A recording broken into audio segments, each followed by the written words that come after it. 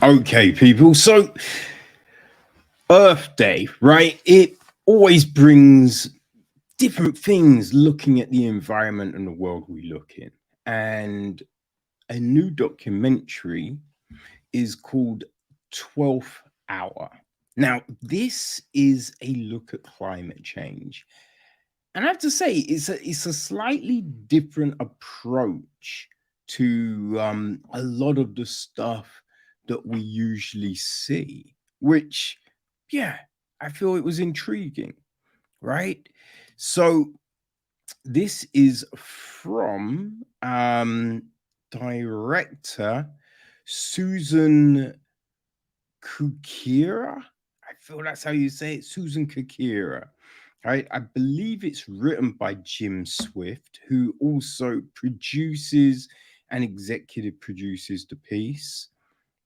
Kakura also actually she edits the film as well, and is the cinematographer. So the music is composed by Ralph Vaughan Williams, and sound design is Doug Peterson. Um, there is a host of uh, like researchers, scientists, you know, that kind of people's who contribute. So we have Peter Russell, he's a physicist and an author. There's also Dr. Paul Piff, associate professor of psychology at Berkeley. Dr. Maureen O'Hara, professor of sociology and an author. Dr. William Catton, a sociologist and an author. There's Dr. Thomas Metzinger, professor of philosophy and an author. Dr. Dario Mestriperi, evolutionary biologist and an author. I don't know why I'm struggling so much with these words. Dr. Richard Dawkins, everyone knows Dawkins, right? Evolutionary biologist and author. Dr. Bruce M. Hood, professor of psychology and an author. Dr. Joseph Tainter, an anthropologist and an author. George Dyson, a science historian and an author. Paul Roberts, journalist, author. Dr. Jorgen Randers, professor of climate strategy and an author. There's Dr. Azim Sharif, professor of psychology. Dr. William Calvin, neuropsychologist and author. Dr. Daniel Wildcat, professor at Haskell Indian Nations University. Dr. Ugo Bardi, professor of physical chemistry and author. Dr. Robert Trivers, evolutionary biologist and author. Dr. Michael Rainey, professor of cognitive psychology at UC Berkeley. There's a Dr. Stephen Lewandowski, cognitive scientist and author. Dr. Jürgen Randers, professor of climate strategy and author. Dr. Brian Fagan, anthropologist and author. J. Julius, Fisherman Lumi Nation tribal member. Dr. Carrie Norgard, professor of psychology and author. Dr. Sue Blackmore, psychologist, author. Dr. Rob Hopkins, founder of Transition Network and author. Oren Lyons, faith keeper of the Wolf Clan, Onondaga Council of Chiefs, and Daryl Hillier, educational film producer, Lumi Nation tribal member.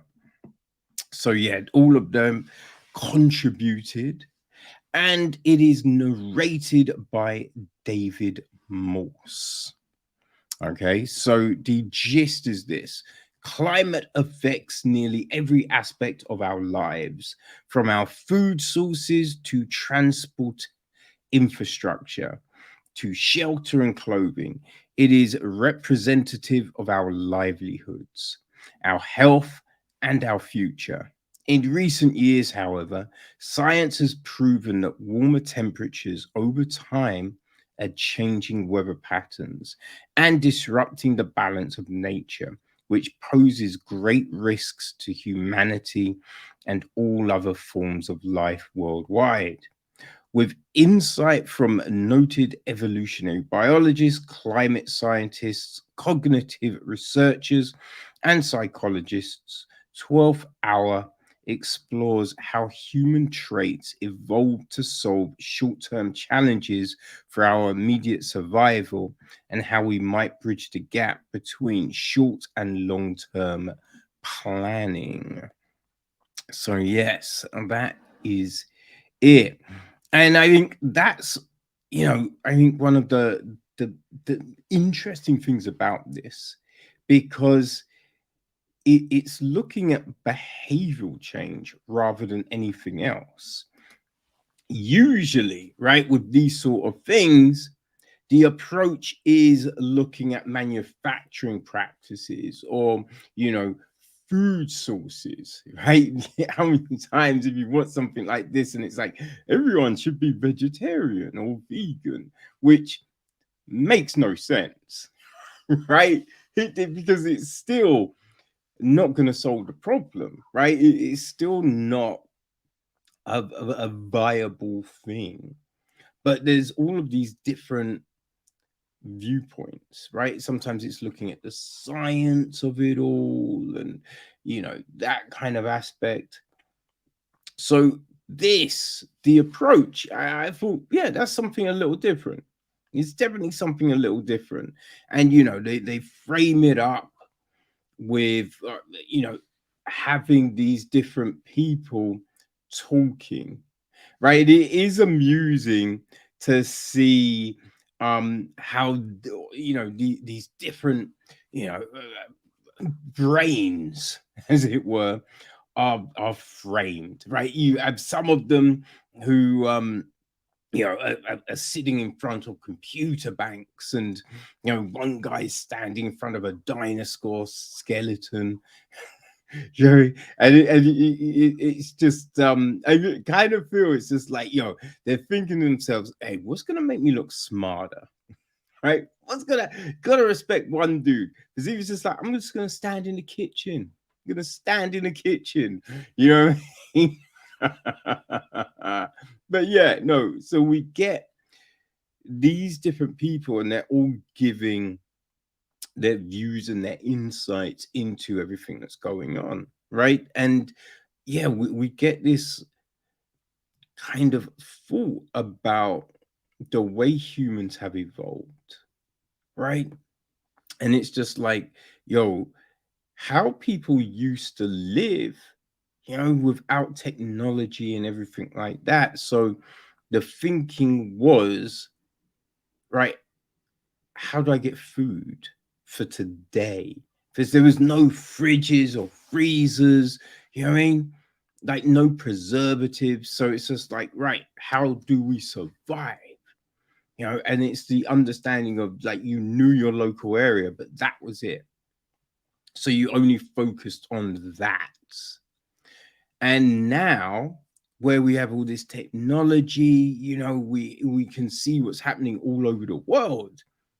Things have changed, right? And so they're kind of looking at that as a reason, because back in the day, you didn't know what's going to happen tomorrow, let alone 10 years, you know what I mean, in the future. But now we can project through data like what could be coming, right? What trends, what effects, certain things will have on the planet, on people, and financial structures, just all of these different things. But we still live with the mindset of what's going to affect my immediate surroundings rather than what are the things affecting the world as a whole, which, yeah, you know you can see some truth in that, right? Now I think one thing though that's not really mentioned is the fact that back in the day, right, humans wiped out basically the buffalo, right? They definitely eradicated like the dodo, and there's so many other species which even though without the technology to go, okay, how many years now, we can kind of track animals, right? So they put animals on the endangered species registers and things like that because they can go, okay, yes, we're looking at satellites and there's only this and many, right? Even without that, you're gonna know, all right, I think we might be going too hard on these buffalo, right? Or there's not many dodo left. You know what I mean? There's still things that I think you could have worked out, but no one gave a fuck about, right? People still hunted them. So I don't necessarily fully believe that back in the day, you know what I mean, people had a slightly different approach to things, right? And if we're talking about behavioral change, there are other factors that you have to consider, like the news, right? Now, one thing we do know, so all the gosh, what do you call, fuck, oh my gosh, there's a name for people, that lobbyists, that's it. All the lobbyists who told everyone that cigarettes were cool, right? And they weren't killing people, right? All of those liars didn't go to jail, right? Didn't go to jail, even though they lied. And it's proven they're a bunch of dirty liars. No, they just moved into climate denial. Right, this is something we know, right? So you have all of these people working for different industries and companies, lobbying and trying to claim, oh no, these things aren't issues, and blah, blah, blah, blah. So if you have these people, right, you have large organizations, and they're all saying, oh, this isn't an issue, this isn't a problem, that as well is going to contribute to people's mindsets of, oh, I think we're going to be fine, right? But there's other things as well. There's all of these other kind of external factors I feel that definitely contribute if we're talking about mindset.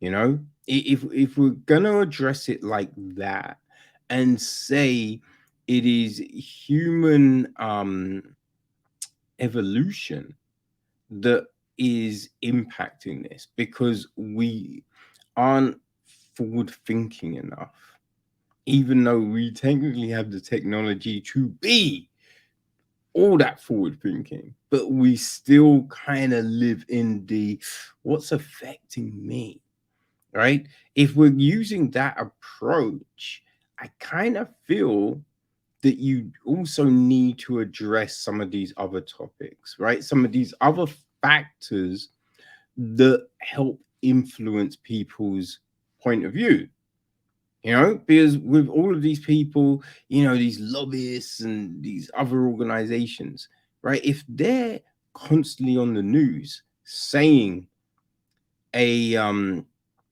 180 contrast to these scientists, that's going to impact the way people approach this, right? So I'm not saying what I mean, what's getting put across in the documentary is wrong.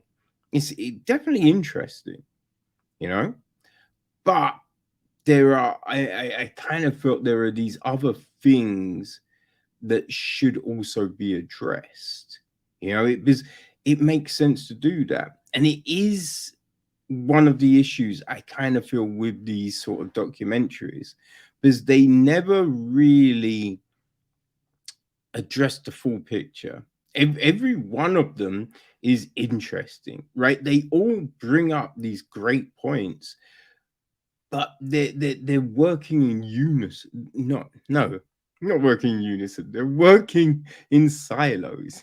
Yeah, it's the opposite of, right. They're all working independently, and it's just like, I mean, you need to paint the full picture for people to go, oh, yeah, that makes more sense, right?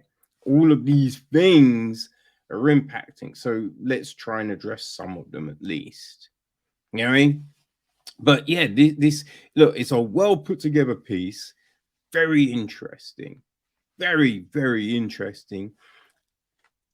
Could have done without the music, right? It's not that the music is bad, but we don't need a musical bed literally throughout the goddamn film. You know what I mean? Like, silence is good. I mean, silence is fine. You know what I mean? If we're having someone talking, you don't need music behind it all the time, right? So yeah, I feel they could have done with toning that down a little bit. But yeah, if you're interested in the planet, right? If you're interested in climate change and you want something different, right? You don't want to just hear Greta Thunberg yammering on in a weird little way, right? Then boom, I think 12th hour people, that could be for you. That could well be for you. And you know what? The other great thing about this, right? The other thing that I was like, yo, okay, they're doing that, is the fact that because this is being distributed by Video Project, right? And they are distributing it in like over 500 schools in the States, right? They created this outreach program. So if a school approaches them, they get a 38-page study guide and they get to screen the film. you know they get a environmental educator come along to facilitate the whole thing, and that that's pretty cool, right? Because if you're talking about behavioral change, the best way to start is by talking to the fucking kids. You know what I mean? So I just thought, hey, I respect the fuck out of that. That's pretty decent, you know what I mean? So yeah, it's opening up the scope of the piece, right? And I think if we are looking to make any sort of change, you know, then that's where you start, right? That's where you start, because they're gonna then go home, bug the fuck out of their parents. Parents are gonna then start doing things, and yeah, change happens. So yeah, people, 12th hour. It is available, I believe, in all your favorite VODs. And it's also going to be available on Canopy for universities and libraries from the 26th, right? So, yeah, it's intriguing.